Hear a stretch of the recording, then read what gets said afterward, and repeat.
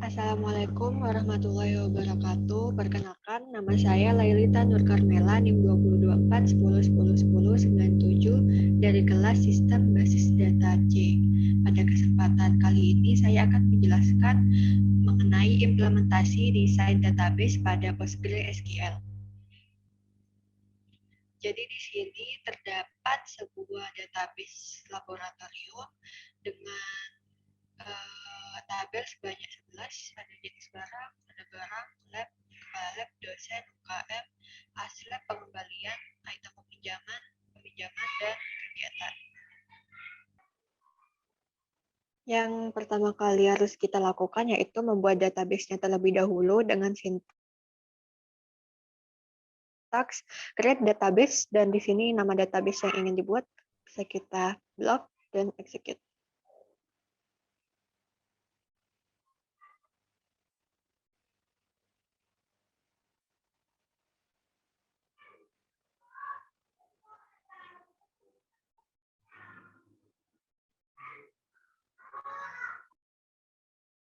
Nah, di sini database berhasil dibuat. Nah, untuk melihat database-nya kita bisa refresh. Di sini sudah muncul database laboratorium. Bisa kita klik kanan query tool untuk mengakses query tool yang terhubung pada database laboratorium.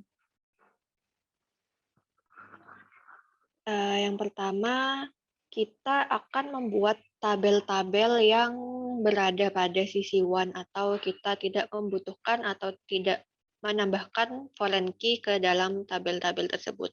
Yang pertama ada jenis barang, kita akan membuat tabel jenis barang dengan sintaks create tabel. Di sini nama tabel dan jangan lupa ada kurung. Lalu di sini nama kolomnya atau atribut, ada jenis barang ID, tipe data small serial, constraint-nya primary key. Nah, tipe data small serial ini fungsinya sebagai auto increment atau artificial. Nah, primary key di sini bisa kita set pada jenis barang ID. Jadi jenis barang ID ini akan menjadi primary key-nya. Yang kedua ada kolom nama jenis tipe data varchar dengan size 50. Di sini not null artinya kolom nama jenis ini harus ada isinya, tidak boleh kosong.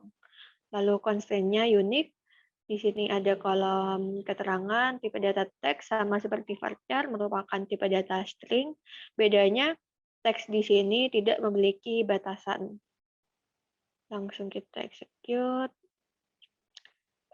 Di sini bisa kita lihat dulu. Kita dapat menampilkan data pada tabel jenis barang dengan sintaks select bintang from jenis barang. Bintang artinya kita akan menampilkan seluruh data dari tabel jenis barang. Nah, di sini sudah muncul kolom-kolomnya. Lalu bisa kita tambahkan datanya menggunakan sintaks insert into. Di sini nama tabel, di sini nama kolomnya. Lalu value di sini. Artinya di sini laptop akan menjadi value pada kolom nama jenis, dan komputer jinjing di sini akan menjadi value bagi kolom keterangan. Bisa kita lihat di sini. Nah, lalu untuk tampilan data ini akan diurutkan berdasarkan ID-nya, tapi kita dapat menampilkannya berdasarkan urutan yang lain. Contohnya kita akan mengurutkan sesuai nama jenis. Nah, jadi urutannya akan berubah sesuai abjad dari nama jenisnya. Selanjutnya membuat tabel lab. Di sini sama, ini merupakan nama kolomnya, ini tipe datanya, di sini constraint, dan di sini optionality-nya. Langsung kita execute. Di sini juga sama, kita menambahkan data menggunakan insert into, dan dapat kita lihat di sini datanya. Nah, untuk bintang di sini fungsinya untuk menampilkan seluruh data, tetapi kita dapat menampilkan data dari kolom tertentu pada suatu tabel. Contohnya kita akan menampilkan data kolom nama pada tabel lab. Nah, sesuai di sini tampilannya hanya data-data pada kolom nama. Selanjutnya membuat tabel dosen dengan cara yang sama. Lalu kita dapat menambahkan datanya dengan cara yang sama pula. Dan berikut data tabel dosen. Selanjutnya membuat tabel UKM juga dengan cara yang sama. Dan jangan lupa di sini harus selalu diberi kurung, dan untuk setiap data kolom ini harus diberi koma sebagai pemisahnya. Lalu kita menambahkan data ini. Dan untuk menambahkan data, kita bisa menambahkan lebih dari satu data. Jadi tinggal dipisah menggunakan koma. Selanjutnya kita tampilkan datanya. Nah, di sini kita juga dapat mengubah data yang sudah ada. Jadi kita update nama tabelnya di sini UKM, set di sini artinya apa yang akan kita ubah. Jadi di sini kita akan mengubah nama UKM menjadi sports, where merupakan syaratnya. Jadi kita akan mengubah nama UKM menjadi sports pada instance yang UKM ID-nya bernilai 2, yaitu di sini. Kita update. Maka jika kita tampilkan datanya, nah yang tadinya Maco berubah menjadi sports. Dan untuk urutan datanya akan berubah sesuai urutan masuknya data. Jika kita akan ingin menampilkan data berdasarkan ID, bisa menggunakan sintaks order by seperti sebelumnya. Selanjutnya membuat tabel barang. Sama di sini kita memasukkan kolom. Nah, di sini bedanya kita akan menambahkan data foreign key.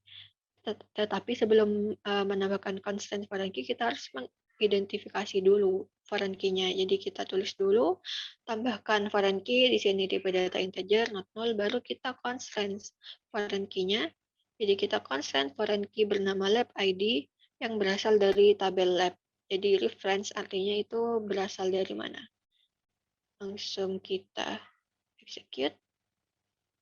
Nah, selanjutnya kita bisa menambahkan data. Dan berikut data tabel barang.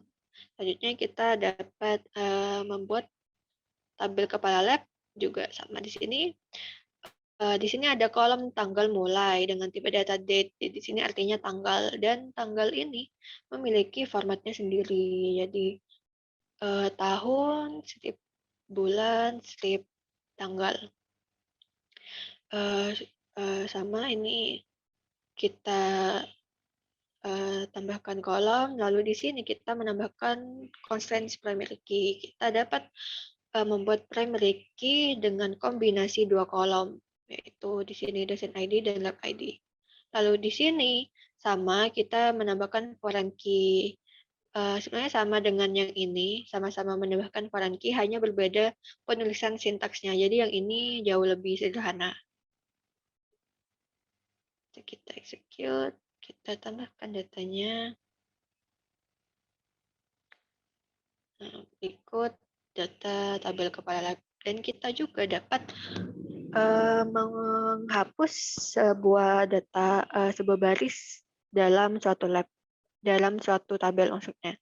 Dengan cara delete from nama tabelnya kepala lab, where di sini merupakan syarat. Jadi kita akan menghapus instance pada tabel kepala lab yang statusnya 0. Jadi di sini. Jadi kita akan hapus. Nah, bisa dilihat di sini instance yang statusnya 0 sudah terhapus. Lalu kita membuat nama tabel aslab di sini sama, kolomnya di sini juga sama, menambahkan foreign key. Lalu bisa di sini untuk sebelumnya kita bisa langsung mengatur optionality-nya di sini bersamaan dengan membuat tabel, tetapi kita juga dapat menambahkannya setelah tabel itu dibuat, yaitu dengan alter tabel. Karena alter tabel di sini berfungsi untuk mengubah struktur tabel dari tabel yang sudah dibuat. Jadi kita alter tabel slab, alter kolomnya, kolom nama, kita ubah menjadi not null. Lalu kita bisa menambahkan data. Nah, berikut data tabel slab. Selanjutnya kita menambahkan tabel kegiatan, sebenarnya sama saja, juga menambah foreign key di sini. Nah, kita juga dapat menambahkan constraint unique ini setelah tabel dibuat. dengan menggunakan alter tabel. Jadi kita mengubah constraints nama kegiatan ini menjadi unik. Kita dapat menambahkan data juga. Jadi berikut data tabel kegiatan. Selanjutnya kita membuat tabel peminjaman. Di sini juga sama. Di sini kolomnya, di sini foreign key. Kita execute. Kita tambahkan data. Berikut data tabel peminjaman. Selanjutnya tabel pengembalian. Ini juga sama. Nah, lalu di sini jika sebelumnya kita menambahkan foreign key bersamaan dengan membuat tabel, di sini kita dapat menambahkan foreign key setelah tabel itu dibuat dengan menggunakan alter tabel di sini. Nah, dan juga jangan lupa sebelumnya ini harus diidentifikasi dulu foreign key-nya. Tetapi kita dapat menuliskannya dalam bentuk yang lain, dalam bentuk ini. Jadi setelah ini alter tabel pengembalian add slab ID integer not null bisa langsung ditambahkan reference agar lebih singkat. Lalu kita tambahkan data. Nah, berikut data tabel pengembalian. Nah, yang terakhir kita membuat tabel item peminjaman. Di sini kolomnya, di sini sama foreign key, dan di sini kita menambahkan constraints primary key. Primary key-nya diambil atau didapat dari kombinasi nomor seri dan peminjaman ID. Bisa kita execute, lalu bisa kita tambahkan datanya.